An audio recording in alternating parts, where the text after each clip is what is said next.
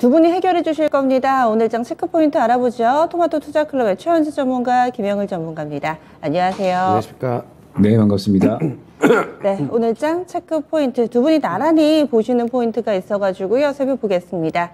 한 주 동안에 증시는 변동성이 커질 거다. 여러 가지 이벤트가 있다. 이런 이야기들이 나오고 있습니다. 15일, 16일 FOMC도 있고요. 뿐만 아니라 이 러시아 쪽에서 도래하는 채권에 대해서 어떻게 스탠스를 취할 것인지 여러 가지 이슈들 준비가 돼 있는데 먼저 이 부분에 대해서 최원수 전문가님 어떻게 이번 한 주 동안의 증시 전망하시나요? 네, 이번 주에 여러 가지 이벤트들이 좀 있는데 일단은 FOMC와 그다음에 러시아 디폴트를 좀 주목해봐야 될 것으로 보고 있습니다.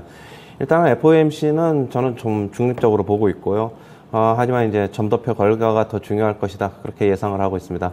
그리고 이제 만약에 양적 긴축, QT라고 하죠. 논의가 본격적으로 나타나면은 시장은 약간 부정적 반응을 일으킬 걸 수도 있다. 이렇게 말씀드리고 싶고요. 하지만 파월은 변동성을 키우지는 않을 것으로는 보고 있습니다. 그리고 지금 러시아 같은 경우에 지금 달러 표시 채권이 1,400억 정도 이자 지급을 지금 이번 주 16일에 앞두고 있는데요. 약 1억 달러 규모죠. 1억 2천만 달러 규모인데 지금 외환 보유액 중에서 약 6,400억 달러 중에서 약 가용할 수 있는 거는 약 300억 달러이기 때문에 이자 상환 능력은 지금 충분합니다.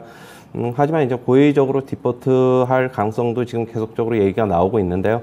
그러나 이자 지급 유예 기간이 약 30일 정도로 지금 있고 그렇기 때문에 시장 우려가 지금 확대되는 것은 좀 확대할 필요도 없을 것이다. 저는 그렇게 좀 보고 싶고요. 지금 그리고 FOMC를 좀 더 말씀드리자면은 글로벌 IB들은 올해 전부 다 6에서 7회 정도의 금리 인상을 지금 예상을 하고 있죠. 그런데 이제 만약에 점도표 결과가 시장 예상보다 낮을 시에는 시장은 또 호재로 받아들일 수 있다. 역으로 그렇게도 저는 말씀드리고 싶습니다. 그렇게 본다면 이번 주 증시 같은 경우에는 오늘 같은 경우는 시초가에 조금 하락폭이 좀 예상이 되지만은 저는 그렇게 분위기가 아주 험악할 것 같지도 않다. 이렇게 말씀드리겠고요. 여전히 시장은 지금 지수 때 좀 사야 된다 말씀드리겠고, 시장 상단은 역시 2,780에서 2,800을 상단으로 하는 박스권 그렇게 보일 것으로 보고 있습니다. 한 주 동안의 이벤트들, FOMC는 정도표가 중요하다. 그리고 여기에서 우리가 예상했던 것보다는 약간은 좀 비둘기에 가깝더라도 시장은 크게 환호할 것이다라는 이야기와 함께 러시아 디폴트 가능성은 일단은 낮다. 시장 박스권일 것이다. 이렇게 내다보시네요. 그러면 김영일 전문가님은 이런 이벤트 어떻게 대응해야 된다고 보세요? 네, 이제 우리 시장 이번 주에 상당히 이벤트가 많은데 저번 주에 대선이나 소비자 물가 지수 발표, 그다음에 선물 옵션 동시 만기 전체적으로 잘 넘어갔었습니다. 근데 이제 이번 주에는 이제 화요일 날에 생산자 물가 지수 발표 예정되어 있고요. 그다음에 이제 말씀해 주신 대로 이제 FOMC하고 러시아의 디폴트 선언 가능성이 이제 예정이 되어 있죠. 현재 이제 외화 수급이 스위프트 제재로 인해서 지급하기가 쉽지 않을 것이고 지금 이제 300억 정도의 어느 정도 이제 이 자금 자체는 있기는 하지만 지금 현재 상태에서는 러시아가 이제 고의적으로 지급하지 않을 것이다라는 시각이 있죠. 물론 이제 현 세계 금융시장에 이 디폴트 선언을 한다고 하더라도 큰 영향을 끼치지 않을 것이다라는 시각이 또한 이제 있기는 합니다. 이 러시아에 대한 경제 제재는 크림반도 합병 이후에 계속해서 있어 왔었고, 그다음에 이 러시아의 현 디폴트 우려감에 대해서 이제 이 위험도의 이 노출 또한 유럽의 이 경제 이 자금 총 비중으로 봤을 때 1% 정도도 되지 않는 상황이거든요. 때문에 이제 여기서 우리가 좀 주요하게 지켜봐야 될 것은 이 해외의 신흥국에 대한 투자 심리가 이제 러시아에 만약에 이제 디폴트 선언이 진행이 되었을 때 아무래도 안전자산 쪽으로 이제 상당히 좀 치울 수가 있고, 이에 따라서 이 우리나라 또한 신흥국 자산에 이제 속하기 때문에 아무래도 이에 대한 좀 피해가 있을 수도 있다. 때문에 시장이 이 디폴트 선언에 대해서 어떻게 받아들이는지, 러시아가 디폴트를 하는지 하지 않는지 이런 부분들을 조금 이제 지켜볼 필요가 있을 것 같고요. 그다음에 추가적으로 이제 16일뿐만 아니라 계속해서 이제 며칠마다 이 이자에 대한 만기 부분이 이제 도래하고, 그다음에 다음 달에는 원금 부분에 대한 부분도 있기 때문에 이번 이제 16일에 이 러시아가 이자를 지급을 하지 않는지 혹은 이제 이자를 지급을 하는지에 대해서 조금 이제 이 스탠스를 좀 주의하게 지켜봐야 될 필요가 있을 것 같습니다. 그다음에 FOMC 같은 경우는 이제 말씀 주셨듯이 0.25bp 점진적인 인상이 이제 확정적이기는 하나, 지금 현재 상태에서 이 FOMC에 대해서 이제 아무래도 금리 인상을 더 빠르게 진행해야 된다라는 이런 전문가들의 시각 또한 분명하게 질비해 있는 상태이긴 하거든요. 때문에 0.25bp 인상을 하면서 과연 이제 추가적인 발언이 없는지, 결론적으로 봤을 때 이 FOMC에 대해서 이제 어느 정도 이 금리 인상을 더 급진적으로 진행을 하는지, 혹은 이제 그러한 발언들이 나오는지, 그리고 이 러시아의 디폴트 선언을 하는지 하지 않는지, 디폴트 선언을 했을 때 시장이 이 신흥국 자산들에 대해서 어떻게 받아들이는지, 이런 이제 이벤트들을 어느 정도 확인을 하고 그 다음에 이제 시장을 접근을 해야 될 필요성이 있다라고 판단이 되기 때문에 이제 오늘의 체크 포인트로 선정을 한번 해봤습니다. 지수 때는 큰 변동 없을 걸로 보세요? 박스권 정도로 예상하시는 거세요?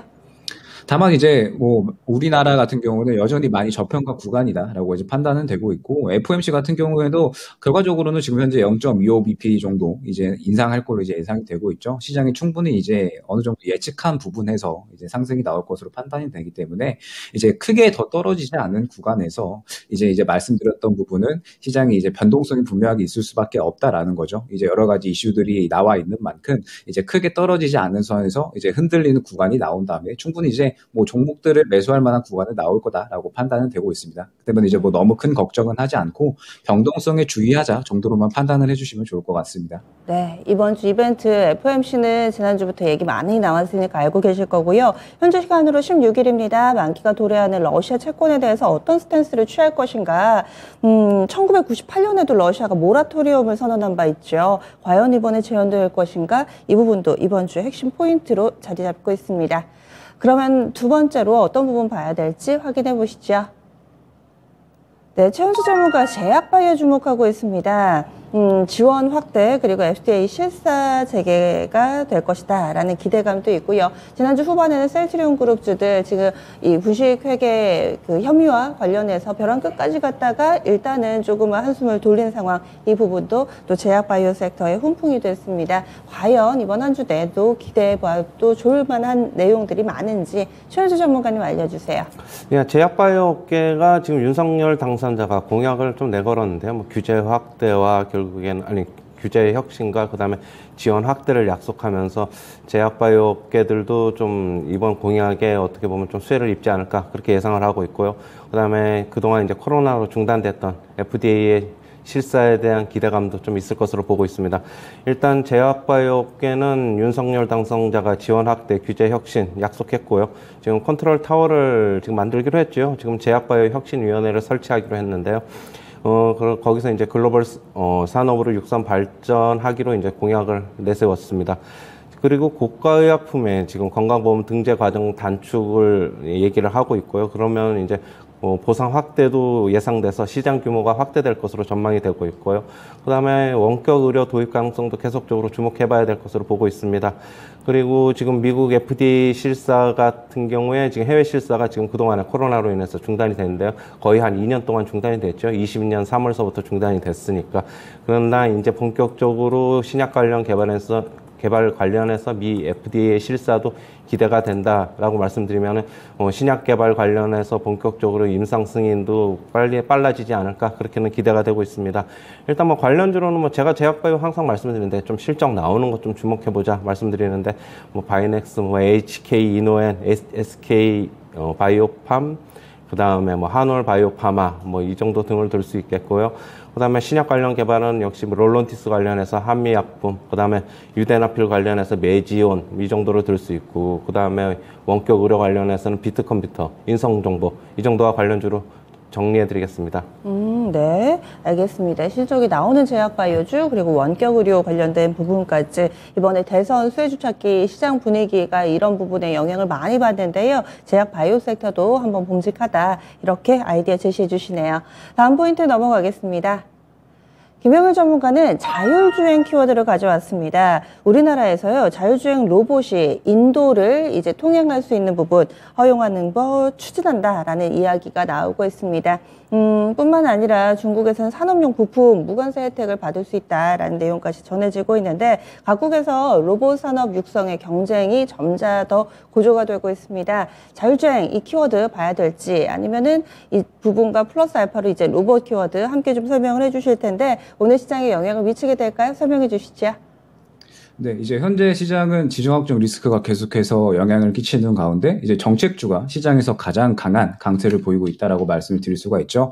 이제 뭐 윤 당선인의 정책에 따라서 이제 앞으로의 성장 기대감 혹은 이제 성장이 이제 어느 정도 실적이 개선이 될 거다라고 하는 이제 섹터들이 크게 상승이 나와주고 있고 대표적으로 이제 뭐 원전이나 건설 관련주들이 좋은 모습을 보이고 있는데 여기서 이제 이번 주 이슈들을 살펴보면은 뭐 수요일 러시아 디폴트 그다음에 이제 뭐 목요일 FOMC가 예정이 되어 있는 만큼 결국에 시장은 새로운 섹터가 순환이 돌기보다는 이제 상승이 나왔던 섹터, 그다음에 상승이 나왔던 이슈가 다시 한번 이제 강세를 보이는 그러한 시장이 연출될 확률이 매우 크다라고 볼 수가 있을 것 같아요. 때문에 이제 이번 주부터 슬슬 지켜봐야 될 섹터로 아무래도 이 4차 산업, 이 4차 산업 정책에 관련된 이제 종목들을 지켜볼 필요가 있다라고 이제 판단을 하고 있고요.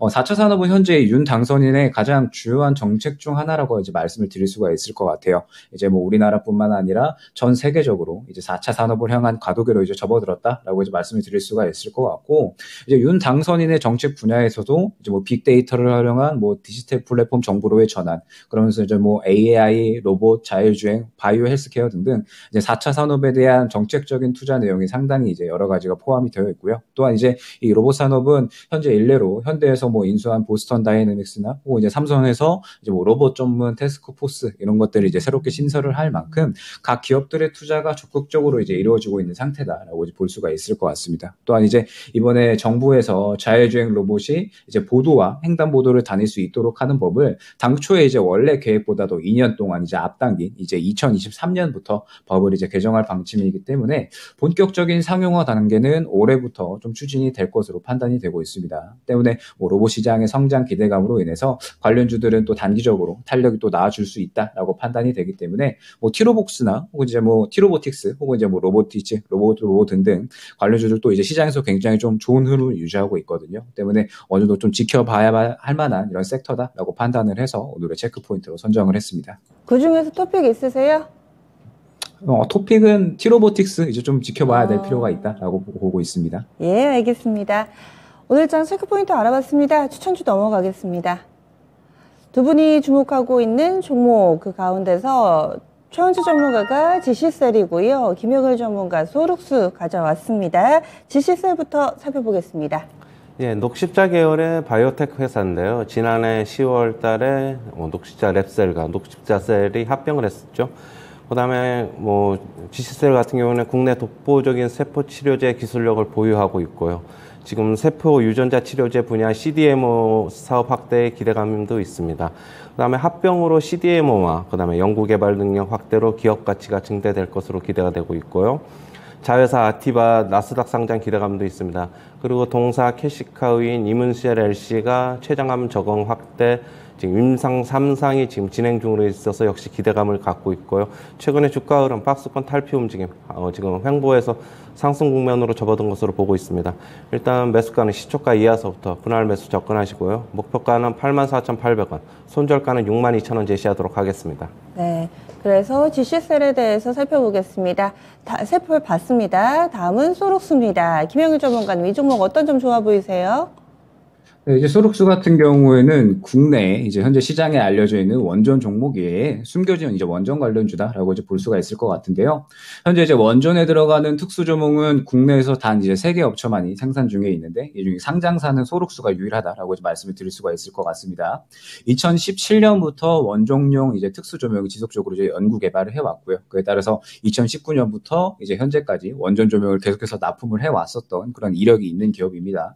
이제 원전에 쓰이는 특수 조명은 뭐 구역마다 뭐 밝기나 방사능 노출 등의 이제 특별한 기술력이 필요하기 때문에 앞으로의 이런 원전 시장의 발전 기대감에 따라서 추가적인 수혜가 가능하다 판단되고요.